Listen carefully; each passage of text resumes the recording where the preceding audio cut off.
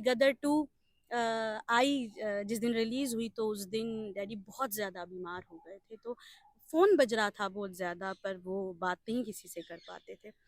तो मैंने उन्हें कहा कि डैडी फ़ोन बहुत आ रहा है आपको, रिलीज़ हुई है, लोग बहुत प्यार कर रहे हैं, गदर टू बहुत काम कर रही है, पर वो बात नहीं कर पाते थे। तो मुझे याद है घर के बाहर हम लोग बैठे और हमने एक वीडियो रिकॉर्ड किया। डैडी ने उसमें सबको थैंक यू बोला और उनसे बात भी नहीं हो रही थी, पर वो बात करना चाहते थे सबसे, और फिर हमने वो वीडियो मैसेज से उनकी बात जो है लोगों तक पहुंचाई। लोगों ने उन्हें बहुत प्यार दिया, पर गदर टू के बाद। अस्सलाम वालेकुम, आदाब नाजरीन। आप देख रहे हैं शिवम चैनल में आपका मेज़बान इदरीस फलाही। इस वक्त मेरे साथ जो शख्सियत हैं, वैसे तो ये किसी तारुफ के मोहताज नहीं हैं, क्योंकि इनके वालिद साहब नामी गिरामी शख्सियत हमारे मुल्क के थे और जिन्होंने बॉलीवुड की मुख्तलिफ मूवीज़ और थिएटर के अंदर इतना काम किया है कि जम्मू कश्मीर के किसी भी व्यक्ति को किसी भी जगह पर उनके नाम पर काम भी मिलते हैं और शोहरत नाम भी मिलते हैं। इस सिलसिले में आज हमारे साथ इफ्रा काक मैम हैं, जो मुश्ताक काक साहब की बेटी हैं। और इफ्रा मैम अपने बलबोते पर कहाँ पहुंची हैं और वालिद साहब के नाम का इस्तेमाल नहीं बल्कि खुद इन्होंने कितनी मेहनत की है, हम आपको इस इंटरव्यू के जरिए से बताना चाहेंगे। क्योंकि इफ्रा मैम को हाल ही कुछ दिनों पहले उस्ताद बिस्मिल्लाह खान युवा पुरस्कार मिला है। और सबसे पहले मैम आपको मैं बहुत बहुत मुबारकबाद पेश करता हूँ दिल की अमी गहराइयों से, और साथ में आपको खुशामदीद भी कहता हूँ अपने चैनल। बहुत बहुत शुक्रिया इदरीस, और आपके साथ जुड़े हुए सभी व्यूवर्स को भी मेरी तरफ से बहुत धन्यवाद। हाँ मैम, मैं आपसे जानने की कोशिश करूँगा, जो उस्ताद बिस्मिल्लाह खान अवार्ड आपको मिला, और काफ़ी मुश्किल होता है इस तरीके की जर्नी को प्राप्त करना, और ख़ास तौर से ये जो नाटक है, बाकी सारी चीज़ें हैं, जितना भी हमारे थिएटर के अंदर काम होता है, और ख़ास तौर से फिर जम्मू कश्मीर जैसे इलाके से वहाँ तक पहुँचना तो बहुत बड़ी बात है। तो क्या लगता है आपको कितनी मेहनत लगी? और पहले आप इंट्रोडक्टरी के तौर पर आप बता दीजिए ये किस तरीके से मिला और कितनी मेहनत लगी आपको? जी इदरीस, मुझे संगीत नाटक एकेडमी उस्ताद बिस्मिल्लाह खान युवा पुरस्कार से सम्मानित किया गया है। The award is by ministry of culture, government of India.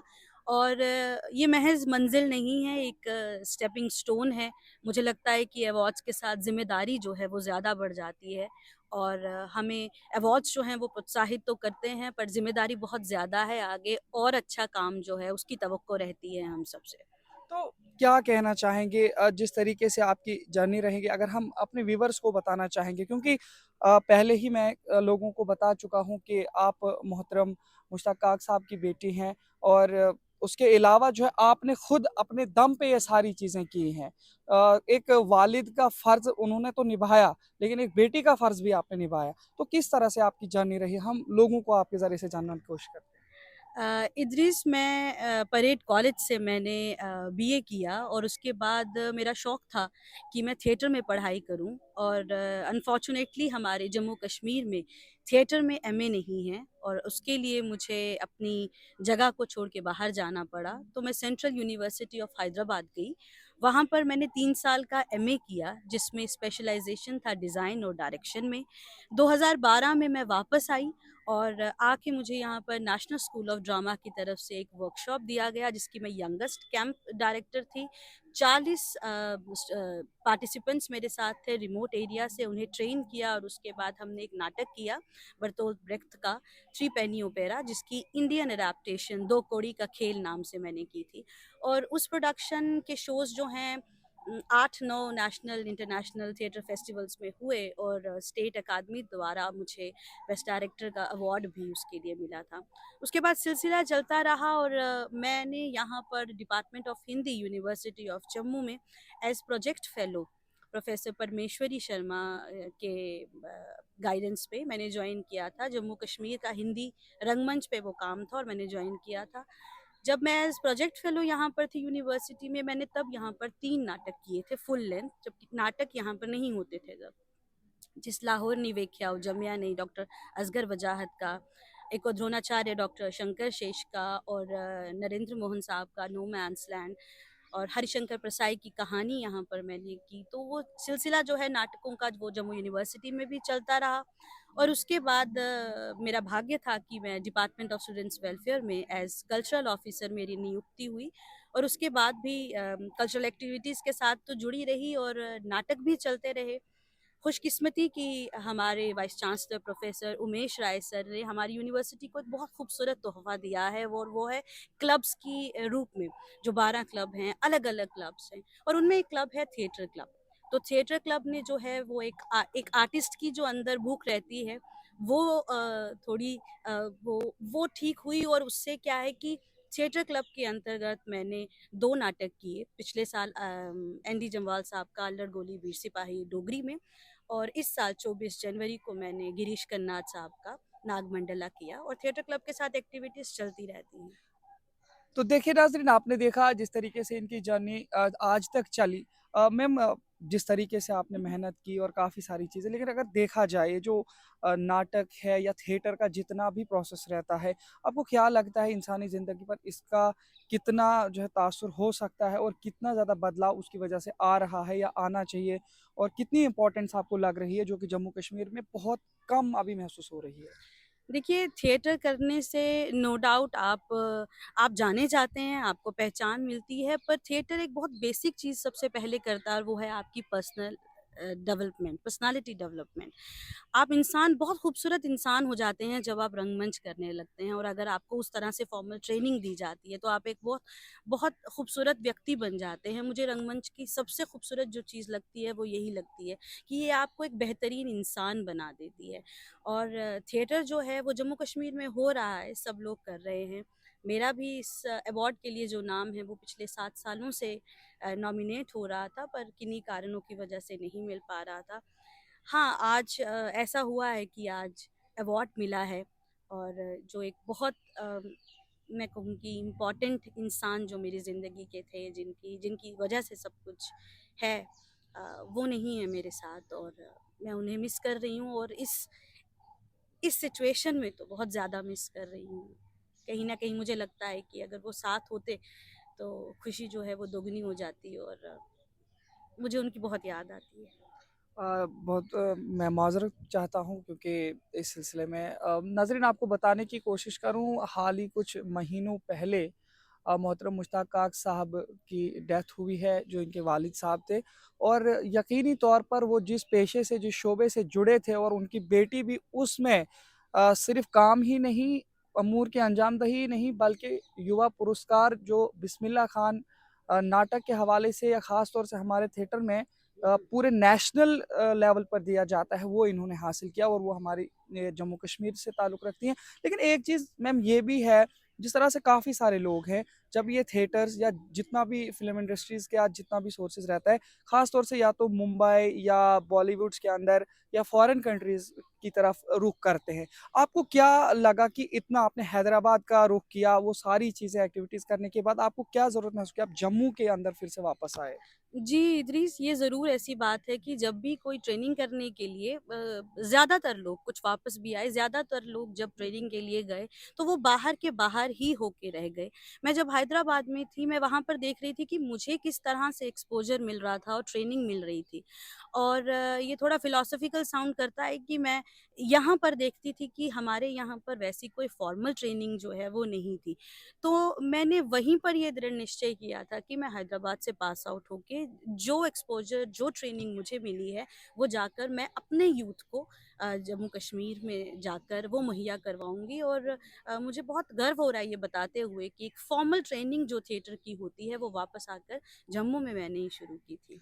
तो क्या लग रहा है आपको कि जिस तरह से आप जम्मू में अभी यूनिवर्सिटी ऑफ जम्मू के अंदर डीएसडब्ल्यू में कल्चरल ऑफिसर के तौर पर तैनात है, काम कर रहे हैं, तो कितना पोटेंशियल है हमारे यहाँ के युवा में और ख़ास तौर से कितने लोग अभी थिएटर के साथ या कल्चर के साथ जुड़ रहे हैं, जो काफ़ी आगे निकल रहे हैं? ख़ास तौर से क्योंकि डीएसडब्ल्यू की बात करें तो मैं भी वहाँ का ही स्टूडेंट रहा हूँ, काफ़ी ज़्यादा निखार मुझे खुद को मिला।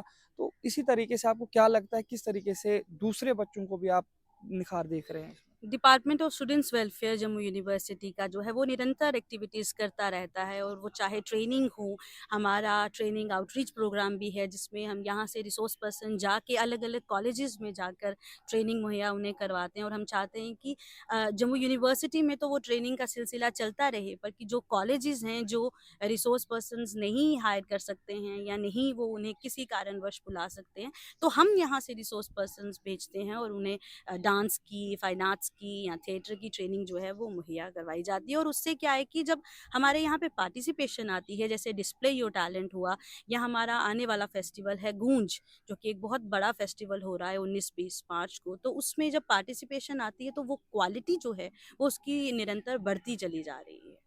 एक आखिरी सवाल, मैम आपका वक्त लिया, कीमती वक्त, बहुत बहुत शुक्रिया आपने वक्त दिया, लेकिन एक आखिरी सवाल रहेगा मोहतरम मरहूम आपके वालिद साहब के हवाले से, क्योंकि मुझे पूरा एतमाद है कि उनको हर एक आदमी, ख़ास तौर से हमारे जम्मू कश्मीर के लोग तो सारे जानते होंगे, और नेशनल लेवल की बात करें तो हर एक उनको जानता है उनकी मूवीज़ और उनके थिएटर्स के काम के एतबार से।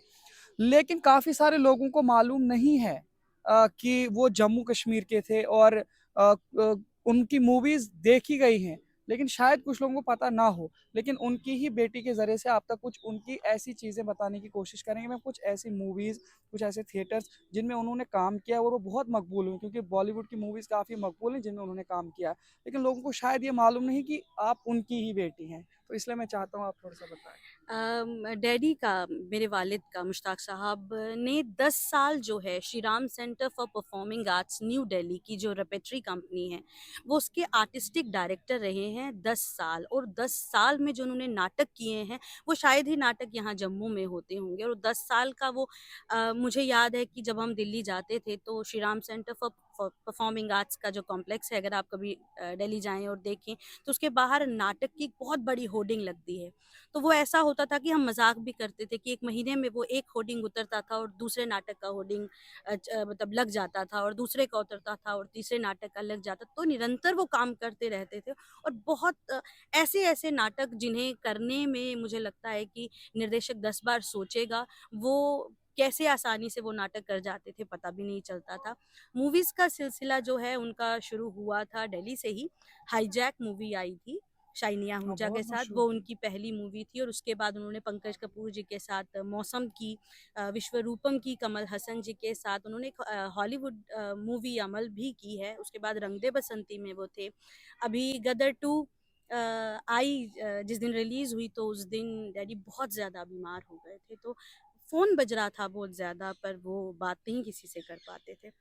तो मैंने उन्हें कहा कि डैडी फ़ोन बहुत आ रहा है आपको, रिलीज़ हुई है, लोग बहुत प्यार कर रहे हैं, गदर 2 बहुत काम कर रही है, पर वो बात नहीं कर पाते थे। तो मुझे याद है घर के बाहर हम लोग बैठे और हमने एक वीडियो रिकॉर्ड किया। डैडी ने उसमें सबको थैंक यू बोला, और उनसे बात भी नहीं हो रही थी, पर वो बात करना चाहते थे सबसे। और फिर हमने वो वीडियो मैसेज से उनकी बात जो है लोगों तक पहुंचाई। लोगों ने उन्हें बहुत प्यार दिया। पर गदर 2 के बाद, उसके बाद उनके जाने के बाद फाइटर आई, तेजस आई, और अभी भी उनके आने वाली कुछ मूवीज़ हैं जो कि टेक्निकल इश्यूज़ की वजह से मैं शेयर नहीं कर सकती हूँ क्योंकि कॉन्ट्रैक्ट में होता है। एक गिला रह गया मुझे कि मेरे वालिद ने अपनी ज़िंदगी दी अपने शहर को, और नेशनल लेवल पर जो है उनका बहुत नाम, नेशनल क्या इंटरनेशनल लेवल पर उनका बहुत नाम हुआ। बहुत उनकी इज़्ज़त देखनी है तो लखनपुर क्रॉस कीजिए और देखिए, उनका नाम देखना है, इतना नाम। पर मुझे ये गिला रहा कि जब स्टेट अवार्ड्स अनाउंस हुए तो मेरे वालिद का नाम कहीं नहीं था। बड़ी बात है। बहरहाल अल्लाह उनकी मगफ़िरत करे। दुआ गो हैं हम कि अल्लाह उनकी मगफ़िरत बख्शिश भी करेंगे, और ख़ास तौर से जो ज़िंदगी भर उन्होंने मेहनत की उसका बहरहाल नाम तो ज़िंदा है उनका। लेकिन इसके अलावा जो कुछ चीज़ें हैं उन चीज़ों पर भी ध्यान देने की ज़रूरत है। हमारे साथ बात कर रही थी इफ़रा काक मैम, इस वक़्त जो यूनिवर्सिटी ऑफ जम्मू के अंदर as a cultural officer DSW के अंदर काम कर रही हैं। इनको एक युवा पुरस्कार उस्ताद बिस्मिल्लाह खान अवार्ड से सम्मानित किया गया था, और ख़ास तौर से आपने जो लास्ट पे देखा गदर 2 मूवी जो हाल फिलहाल में ही रिलीज़ हुई थी, फाइटर मूवी, इन तमाम चीज़ों के अंदर और ख़ास तौर से इन मूवीज़ के अंदर उनका किरदार एक बहुत अहम किरदार रहा, और काफ़ी शोहरत उन मूवीज़ को भी मिली। और आप खुद जान सकते हैं कि किस तरीके की शख्सियत थे मुश्ताक काक साहब, जिन्हें बुलाया तो नहीं जा सकता और नहीं बुलाना चाहिए। और अब उनकी बेटी जो है इस कार्य को आगे चला रही हैं। उम्मीद करते हैं कि आप इस पूरे मिशन को आगे चलाएंगे, उनका नाम भी जिंदा रखेंगे और खुद का नाम भी। बहुत बहुत शुक्रिया वक्त देने के लिए। बहुत शुक्रिया इदरीस। Thank you. तो देखते रहे शुभम चैनल। अपने मेजबान इदरीस फलाई को दीजिए इजाजत और इस वीडियो को ज्यादा से ज्यादा शेयर करें, अपना प्यार दें, खास तौर से इफ्रा मैम को सपोर्ट करें।